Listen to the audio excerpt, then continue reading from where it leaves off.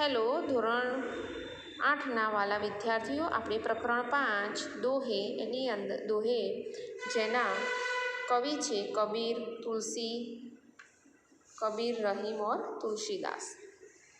तो प्रस्तुत दोहों में कबीर, रहीम, तुलसी ने बहुत सारी जीवन उपयोगी बातें बताई हैं। प्रस्तुत दोहों में दान प्रियता, संतोष, समानता, अच्छी संपत्ति की महत्ता, विनम्रता, परिश्रम, प्रेम आदि जीवन मूल्यों को निर्देशित किया गया है। तो इन दोहों में जो जीवन मूल्य है हमारे जीवन, उसकी महत्ता हमें सिखाई गई है, उसका निर्देश किया गया है। पहले जो फोटो है वो कबीर जी की है। संत कबीर वो 15वीं शताब्दी के कवि हैं। आपने हिंदू और मुसलमानों को उनकी गलतियों के लिए फटकारा है और दोनों को हिल मिल कर रहने का उपदेश दिया है। तो जो कबीर जी है वो हिंदू और मुसलमान दोनों उनको मानते हैं, दोनों के कवि हैं और उन्हें हिंदू मुसलमान में कोई भेद वो नहीं रखते थे। 15वीं शताब्दी में उन्होंने हिंदू मुसलमान जो गलतियाँ करते थे उस पर गहरी डांट उनको फटकारी है और दोनों कौमों को मिलजुल कर रहने का उपदेश दिया है। दूसरा फोटो है रहीम जी का। ये भी दोहे लिखते थे। तो रहीम का पूरा नाम अब्दुल रहीम खान खाना है। आप बड़े उदार और अनुभवी थे। हिंदी में आपने बोधप्रद दोहे लिखे हैं। तो एमने एवा दोहा लखेला है हिंदी में जेनाथी आपने एमांथी बोध मळे छे, बराबर, अने खूब ज अनुभवी हता। हवे अहींया छे तुलसीदास जी। तो संत तुलसीदास 16वीं शताब्दी के प्रसिद्ध राम भक्त कवि है। तुलसीदासे अपने रामचरितमानस नामक प्रसिद्ध ग्रंथ लिखा है। तो आपणो जे रामचरितमानस जे हिंदू ग्रंथ छे ते संत तुलसीदासे लखेलो छे, जे 16वीं शताब्दी में प्रसिद्ध राम भक्त कवि हता। नीचे देखो कबीर। तो कबीर जी ने कौन से दोहे लिखे हैं? साईं इतना दीजिए जामे कुटुंब समाए, मैं भी भूखा न रहूं साधु न भूखा जाए। तो आमा शू कहवा मांगे छे? पहला दोहामा कि हे प्रभु, मुझे बस इतना ही अन्न और धन दीजिए जिससे मेरे परिवार का निर्वाह हो जाए, न मैं भूखा रहूं और न कोई साधु फकीर मेरे दरवाजे से भूखा लौटे। बराबर। चलो हवे बीजो जुओ। बिना विचारे जो करे सो पाछो पछताए, काम बिगाड़े आपनो जग में होत हसाए। तो शू कहे छे आ दोहामां शू कहेवा मांगे छे कि जो व्यक्ति बिना सोचे समझे काम करता है, ए लख्युं छे ने बिना विचारे जो करे, एटले के जो व्यक्ति बिना सोचे समझे काम करता है वो बाद में पछताता है। वे अपना काम तो बिगाड़ता ही है, दुनिया में उसकी हंसी भी उड़ाई जाती है। तो इस दोहे से हमें क्या मिलता है कि बिना सोचे समझे हमें कोई काम करना चाहिए नहीं, जिसका बाद में हमें बहुत पछतावा हो और बाद में कोई हमारी जग हंसाई हो। तीसरा है कबीरा खड़ा बाजार में मांगे सबकी खैर, ना काहू से दोस्ती ना काहू से बैर। तो ये शू कहवा मांगे छे आ दोहामां कि कबीर जी कहते हैं कि मैं बाजार में सबके सामने खड़ा होकर भगवान से सबकी कुशलता मांगता हूँ। कबीर जी देखो, हम सबकी कुशलता मांगते हैं, पूरे जहान की, पूरे दुनिया की कुशलता मांगते हैं, सबकी भलाई के लिए प्रार्थना करता हूँ। मेरी न किसी से दोस्ती है और न किसी से दुश्मनी। तो कबीर जी कहे छे कि हूँ आखा दुनियानी भलाई मांगू छूँ अने एना माटे हूँ प्रार्थना करूँ छूँ कि बधानुं भलुं थाय अने मारे कोई जोड़े दोस्ती पण नथी अने मारे कोई जोड़े दुश्मनी पण नथी। चलो हवे आपणे रहीमजीना दोहा जोईशुं। पहला है रहीमन वे नर मर चुके जे कहूँ मांग न चाही, उनते पहिले वे मुए जिन मुख निकसत नाही। एटले कि निकसत एटले शुं थाय?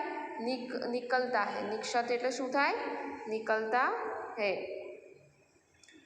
चलो तो एमां शुं कहेवा मांगे छे रहीम जी कि रहीम कहते हैं कि वे मनुष्य मरे हुए हैं जो कहीं दूसरों के पास मांगने जाते हैं, परंतु उनसे पहले वे लोग मर चुके हैं जो मांगने वालों को देने से इनकार करते हैं।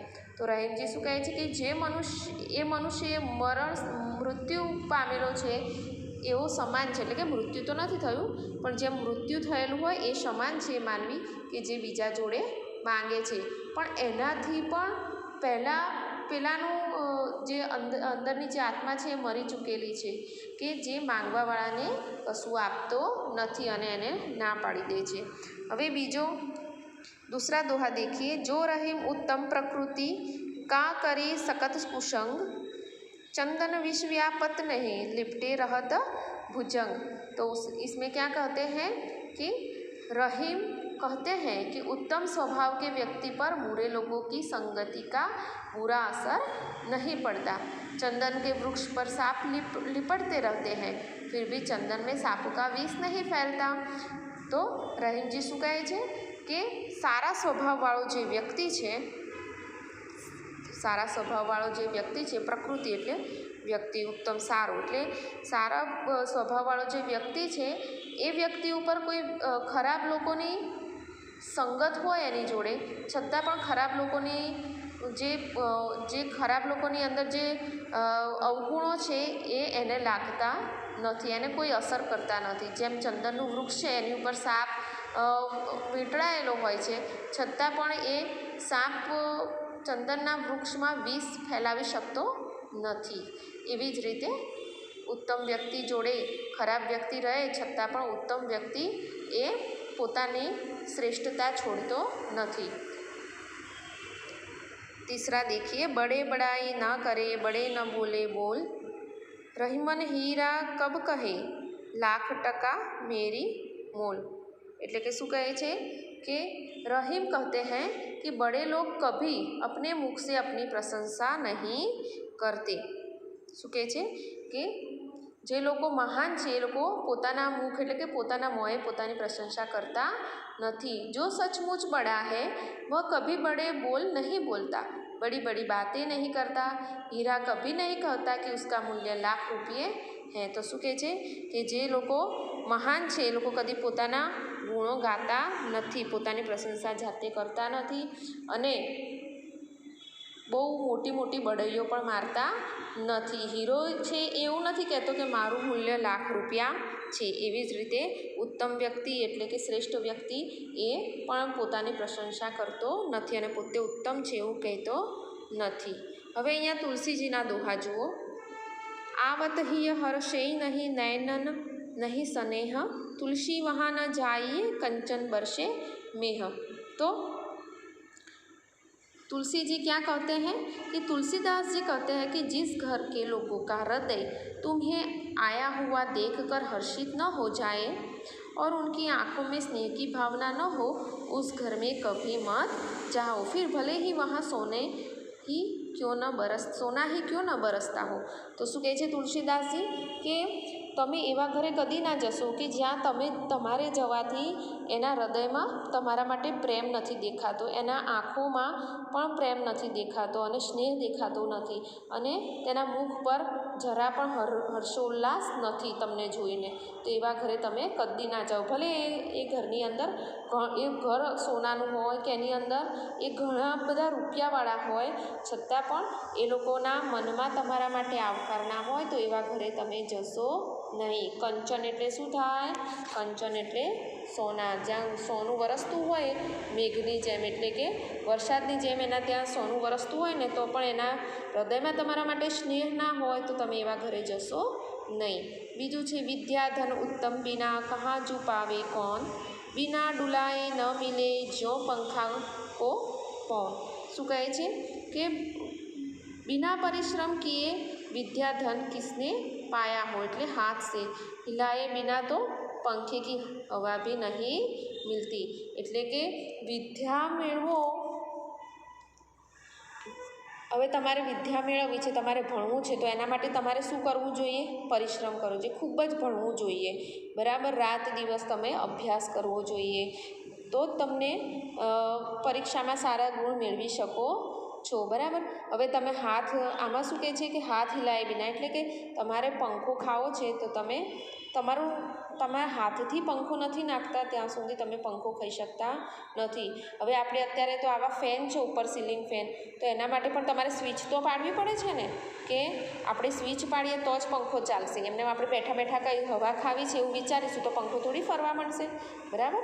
એટલે શું કહે છે આની અંદર તુલસીદાસજી કે જે પણ વિદ્યા જોતી હોય તો એના માટે પણ તમારે અથાગ પરિશ્રમ કરવો જોઈએ, બરાબર। તો બરાબર, આટલે સુધી આપણે આજે સમજ્યા। હું તમને અઘરા શબ્દ મટીરિયલમાં મૂકીશ, એ તમારે 3 વાર લખવાના છે અને શબ્દાર્થ પણ લખવાના છે। હવે આ જે દોહા છે એ બધાનું તમારે ગુજરાતી એક દોહો લખવાનો, પછી નીચે ગુજરાતી લખવાનું, બરાબર। તો એ રીતે તમારે લખવાનું છે। શબ્દાર્થ 3 વાર લખવાના છે, અઘરા શબ્દ 3 વાર। બાય।